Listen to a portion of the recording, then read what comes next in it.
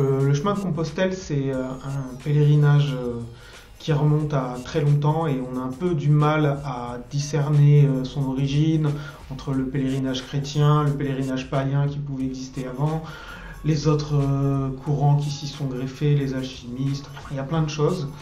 Mais grossièrement, on a plein de chemins qui mènent tous à un endroit qui est le bout du monde au nord-ouest de l'Espagne. Donc il y a la ville de Saint-Jacques-de-Compostelle et un petit peu après, 100 km plus loin, il y a Fisterra, donc la mer. Et donc dans la tradition chrétienne, c'est Saint-Jacques, qui était un copain de Jésus, qui est enterré là. Une histoire assez farfelue, mais faut pas trop le dire que c'est farfelu. Et voilà, mais en vrai, l'origine, c'est tout simplement aller au bout du monde, voir le soleil se coucher, et se coucher un peu avec lui pour renaître, quoi, un petit peu après.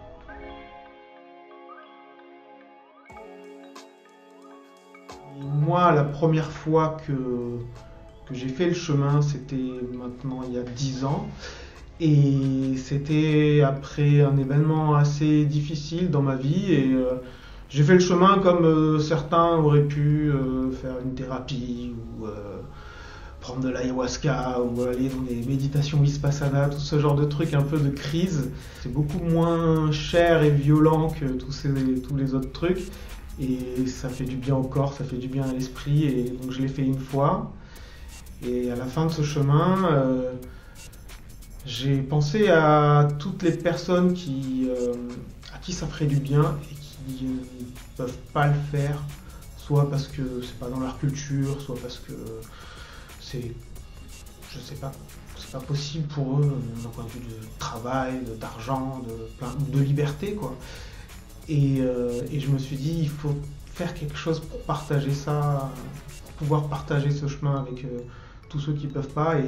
Et je me suis rappelé de l'association Seuil et c'est comme ça que je les ai contactés.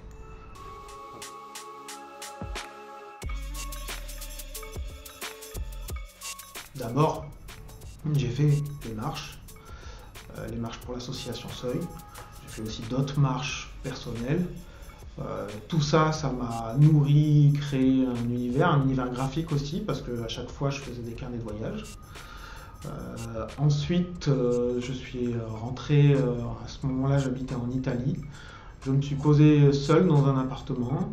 J'ai réfléchi à ce que je voulais raconter, comment je voulais le faire, combien de pages ça allait faire, combien de pages aussi Seuil attendait, parce que je ne pouvais pas non plus faire un truc trop énorme.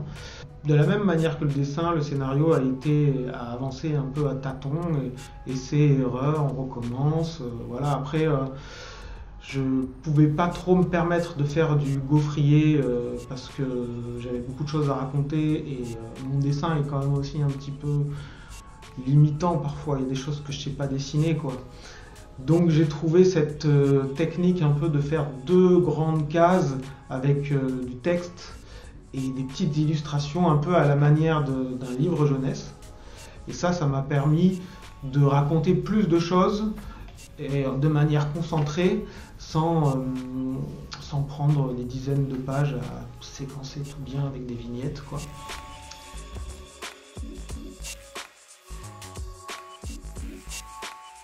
C'est avant tout une bande dessinée pédagogique qui s'adresse aux futurs jeunes qui vont marcher pour Seuil. Donc forcément, c'est un guide qui leur annonce un petit peu comment ça va se passer, qui leur donne des petits tips pour que ça se passe bien. Et oui, il y a vraiment du concret, quoi. C'est un peu le manuel des Castors Junior, mais pour les jeunes de Seuil, quoi.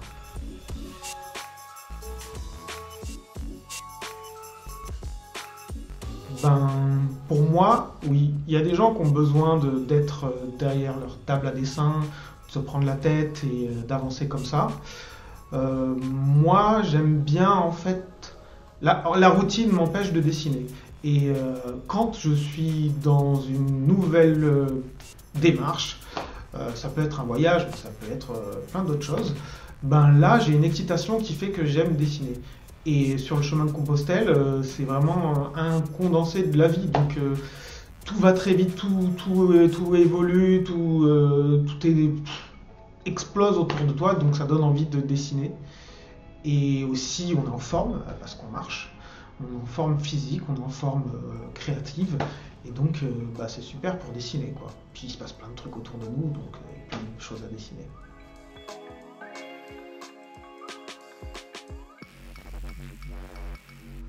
Ça c'est un truc que j'aime bien dans la bande dessinée, c'est de la même manière que les écrivains ils peuvent utiliser le style pour être plus rapide, pour des descriptions super lentes pour installer quelque chose.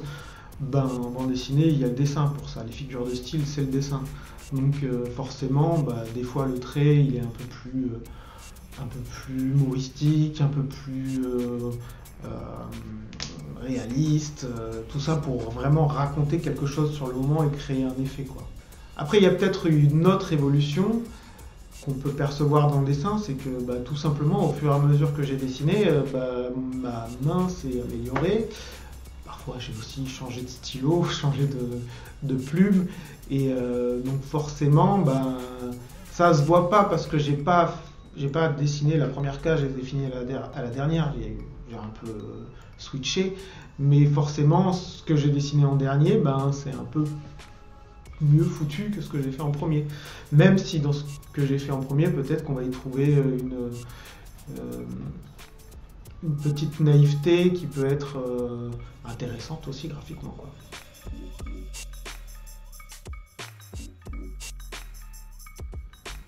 Là, la couleur, c'est essentiellement de l'aquarelle.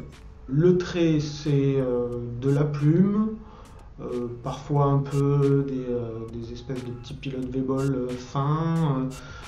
Et comme j'ai travaillé en Italie, ils vendaient aussi des espèces de rotring qu'on trouve qu'en Italie, où tu mets de l'encre de Chine dedans.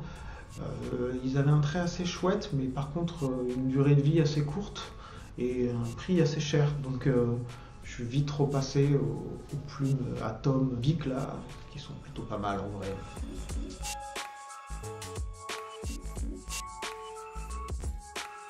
Oui, j'ai noté plein de choses dans mes carnets que j'ai pu réutiliser, mais au moment où je notais ça dans mes carnets, je pensais pas que j'allais l'utiliser dans cette bande dessinée.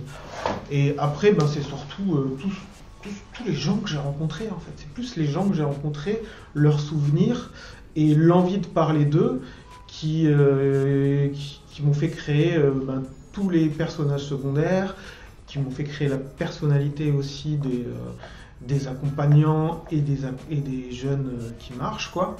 Et on retrouve tout ça dans la bande dessinée, dans l'histoire, dans les textes. Mais sur le moment même, non, j'ai pas réfléchi, je l'ai emmagasiné, puis c'est ressorti comme ça, quoi.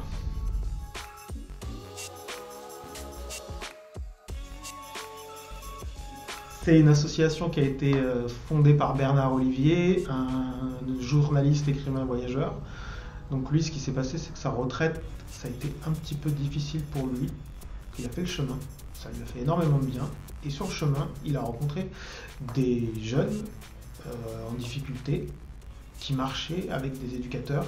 Et c'était une association belge-flamande. Et Bernard Olivier, quand il est rentré en France, il s'est dit, faut trop qu'on mette ça en place en France. Donc il a utilisé un peu tous ces réseaux pour le mettre en place. Et avec une autre personne qui s'appelle Paul Delacroix, ils ont créé cette association. Et donc elle permet à des jeunes en grande difficulté de vie, alors souvent liés à la PJJ et l'ASE. Donc la PJJ, c'est en gros les jeunes qui sont plus ou moins incarcérés ou pris dans l'étau judiciaire. Et l'ASE, c'est anciennement la DAS, donc c'est les jeunes dans les foyers, en difficulté sociale et familiale. Et donc ça, il permet à ces jeunes de partir marcher 3 mois. Ça s'appelle des marches de rupture. Donc ils marchent pendant 3 mois en tête-à-tête avec un accompagnant. Il y a un suivi éducatif, mais ce suivi éducatif il est à distance. Pendant ces mois, les jeunes sont coupés de leur milieu un peu néfaste, sont coupés de leur téléphone et ils se retrouvent face à eux-mêmes. C'est parfois un petit peu difficile. Mais l'association elle a maintenant presque 20 ans si je dis pas de bêtises et elle fonctionne de plus en plus, il y a de plus en plus de monde, de plus en plus d'argent investi. Donc si l'État continue à les soutenir, c'est que ça marche. Et il y a eu quelques études dessus. Enfin, il y a beaucoup moins de récidives après une marche au seuil que le même jeune qu'on aurait mis en prison. Où là il y a pratiquement... Enfin, je ne vais pas dire des chiffres, mais beaucoup de récidives.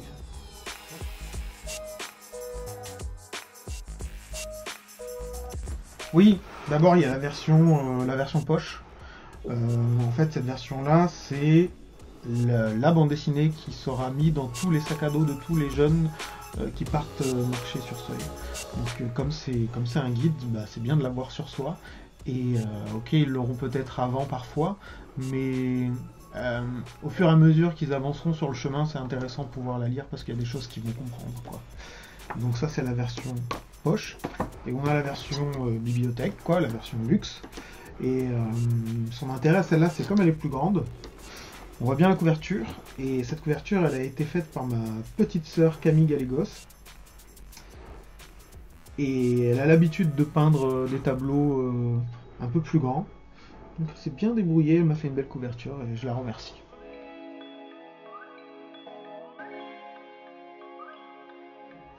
Il sera commandable dans toutes les librairies, disponible dans quelques librairies et bien sûr en ligne sur le site de l'association Seuil et sur Helloasso.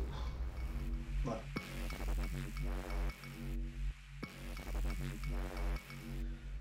Eh ben moi, mes prochains projets, c'est avant tout continuer à améliorer mon accueil de pèlerins qui se trouve à l'Odève. Donc j'ai un accueil donativo, c'est-à-dire que les pèlerins qui marchent peuvent venir dormir chez moi, être nourris, logés, blanchis, tout ce qu'il faut. Et en échange, ils donnent une participation à prix libre.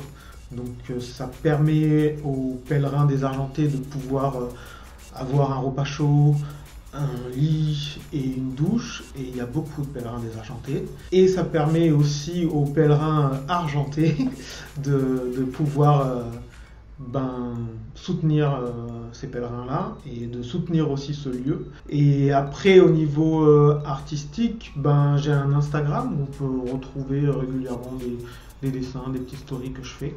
C'est très axé sur le dessin, je ne parle pas de ma vie passionnante. J'ai d'autres projets de bande dessinée, mais chaque chose en son temps. Voilà.